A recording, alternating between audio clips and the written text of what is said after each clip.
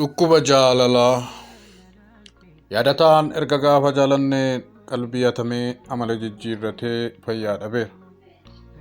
Namarraa gargar bahee qubaa taa'ee munaagaa oola.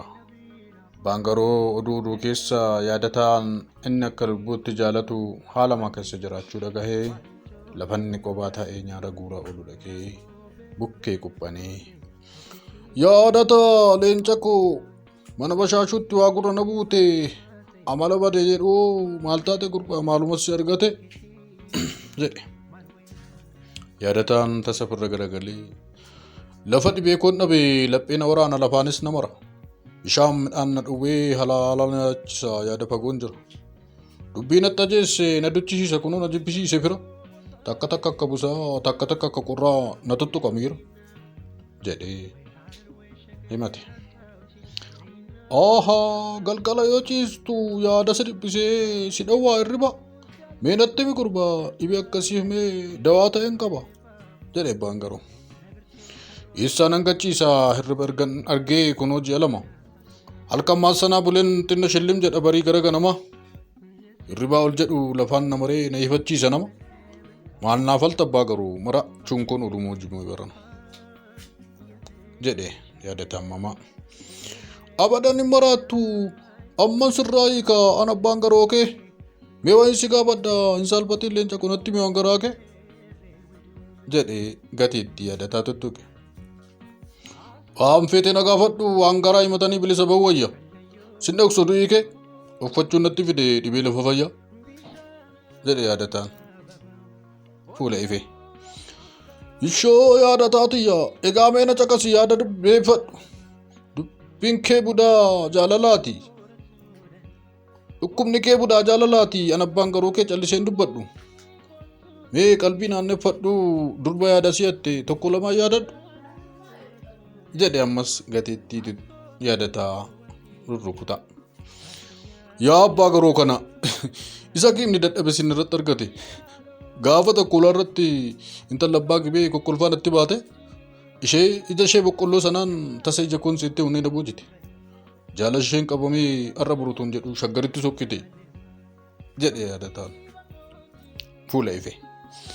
Argite yaadataa dubbii keerrattan bare dhibee si qabatte amma gaatas gabbaayii waanan sitti mi godhi erga of baratte bilbilan talaa barbaadii ittimi jaalala isheen akkatti dararamte jedhe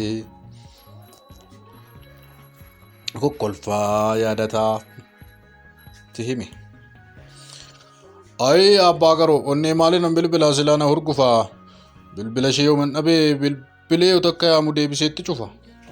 Deebistee bilbiltu kaasuu sodaadhee lafaa maramee kufa. Maal godhinaan jetta tasa isheen heeloo jettu fincaantu na dhufa jedhe yaadataan.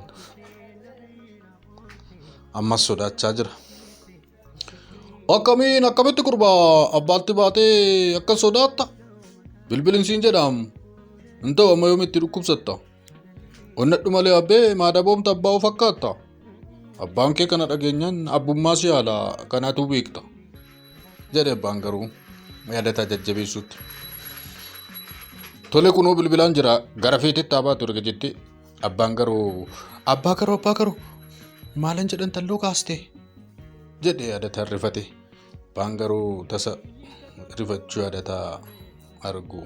Fidi yaadataa dubbii balleessitamee duran dubbisa haamni akka argattuuf nagaa gaafadheen dubbii gurra buusa jedhee bilbila harkaa fudhatee yaadannee dubbisu.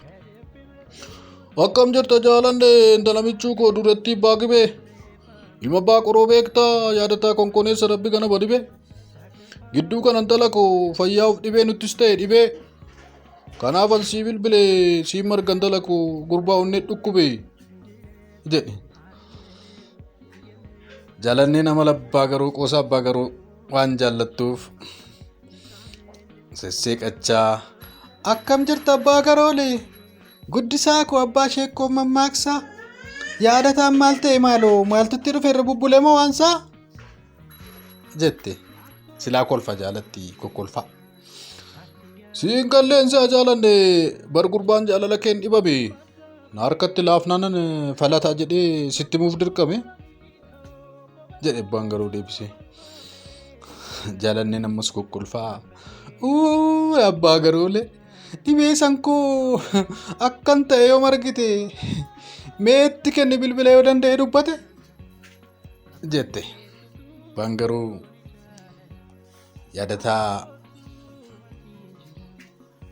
ofirra garagalee itti seeqachaa bilbilatti kenne. Yaadatanis onnee godhachuun oolu jaallatiyya lubbuutiyya erga gaafa ulaa natti dhuftee qoqqolfaa yoomuun fayyaa bulee beeka natti taate adikee waan akka dhibee golfaa jedhee urgufama. Intallis jaalala isaa durumayyuu akka qabdu beekamaadha. Yaadaatiyya shimala koo kan koo margite akkan siiftee gurbaa jaalalli kee na maraachee na taasisee maraatu durbaa.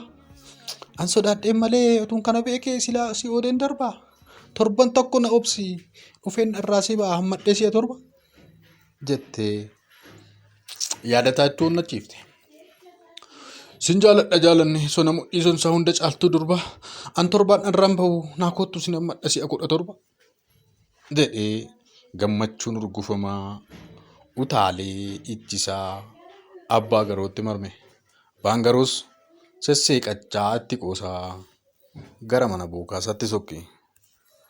Kutaa lammaffaan dhukkuba jaalalaa itti fufaa.